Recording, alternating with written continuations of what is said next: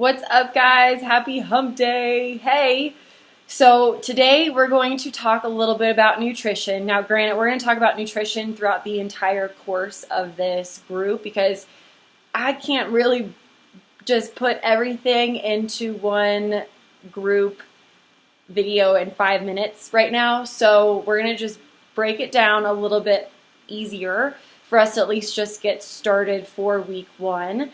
And I'm sure some of you saw in your welcome email there was a 24-hour eating guide and also an anti-inflammatory grocery list. Now, please know that everything that I am about to recommend and suggest is all research and science based. It is educational based from my past and previous studies. But please also know that if nutrition is something that you don't want to take on while you're in this group, homie, do your thing. Gotta work out for sure. I personally am very passionate about nutrition because I can work out like an animal, but until I was diagnosed with stage 0 to 1 cervical cancer, I really didn't understand how much food was impacting my life, especially because I couldn't see it. I didn't have any acne that was showing up. I didn't have that fog really that was showing up. But then I had to make a big turn because other things were happening inside of me internally. So this is my perspective and my education is where this is coming from, where it is a total body internal cleanse, and it's not just for outer looks, even though the cleanse that I talk about will show up more on the outside with clearer glowing skin and the appearance of more toned muscles and less bloating and more energy overall. So if you look at the anti-inflammatory guide, I don't know if y'all remember maybe back in chemistry class where they would give you like the sticks to test your pH level, and you just put it on your tongue maybe for 5 seconds and pull it off and you would see what color it is.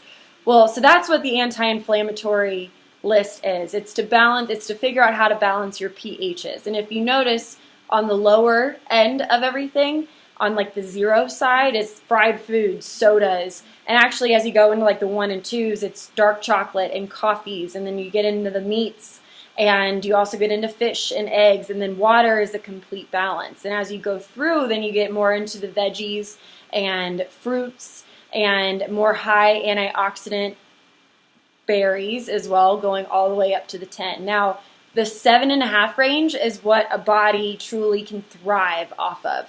To have a pH balance of 10 is still off balance because you're all the way off a 10, and to have a 5 is the middle of the road. However, the 7.5 is where disease does not live, cancer cannot thrive, headaches, like just you have more control over your life when we live in the 7.5 range. And if you notice also on that guideline, the more greens we eat, we have to eat a green basically 20 times more than if we have just one soda. So it's like a 20 to 1 ratio. If we have like a piece of meat, we need to make sure we're having all of our veggies. So the biggest thing, this ultimate portion fix that's coming out next month and the 2B mindset that came out last year, is we have this thing that's veggies most and larger beverages, right? So now that we know how much water you should be drinking and your natural circadian rhythm of sleep cycles, so you're not craving carbs, the biggest thing, and this is the easiest thing to live by, is to put your fats, and I don't know if you're doing keto or if you're not doing keto or if you believe in gluten or if you don't believe in gluten, whatever it is, the best way for our bodies to actually metabolize the foods that we have is to put our breads and sugars and healthy fats towards the beginning of our day when our cortisol levels are higher and we're burning through those, because our carbs are going to turn into sugars and our sugars turn into fats, and we are here to stay healthy and to burn as much fat as we can until we find that stable position where it's like, okay, I've made it to this part of my life where now I'm maintaining.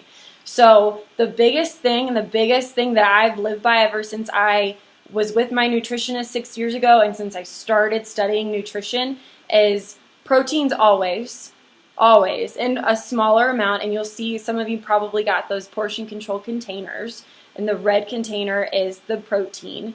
But living by the carbs, sugars, and fats earlier on in your daytime in order to burn through it throughout the day. Now, I do a hard cutoff of carbs and sugars and fats by 3 p.m. because we have a dip, and you'll see, and I will also upload it again, but you should see this in your welcome email, is the 24-hour eating guide. We have a low, it's when we feel like having a siesta during the daytime, between 3 and 5 where we're exhausted.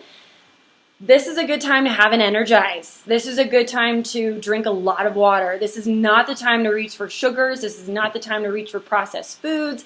This is not the time to reach for any type of carbs. This is the time to dig in deep and say, I know I'm tired, and it's going to be done by 5 because my natural body levels are going and dropping lower at this time. And the more healthy we eat, the less low we're going to have. We're still going to have a low, but we're not going to have an extreme low.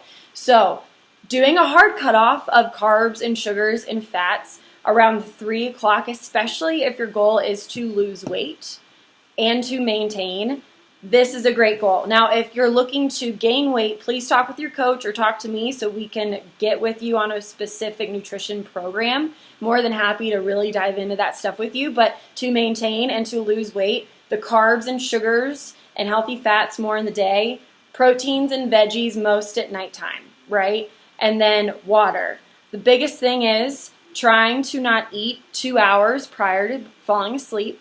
And then once you wake up, first thing is that water. First thing in the morning, right? Because let's also think about it. If we're having pizza at noon, we still have another 8 to 10 hours to burn through that versus if we were to have a pizza at 8 or 9 p.m. and we're falling asleep at 10, we're going right to bed and our body is storing it.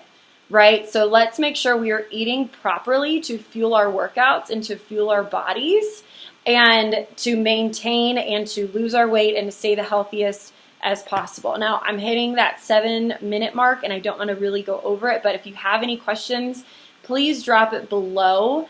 Any snack ideas that you have, if you have any questions about carbs at all or healthy fats or anything like that, please drop them below. But what I would like for us to do is tell me 2 vegetables and a protein that you could have at dinner time. At least 2 vegetables that you can have and give yourself at dinner time. And maybe if you're wanting a little snack, what does that look like at nighttime? So what does dinner look like for you from here on out for the next 3 to 4 weeks? And what would a late night snack look like?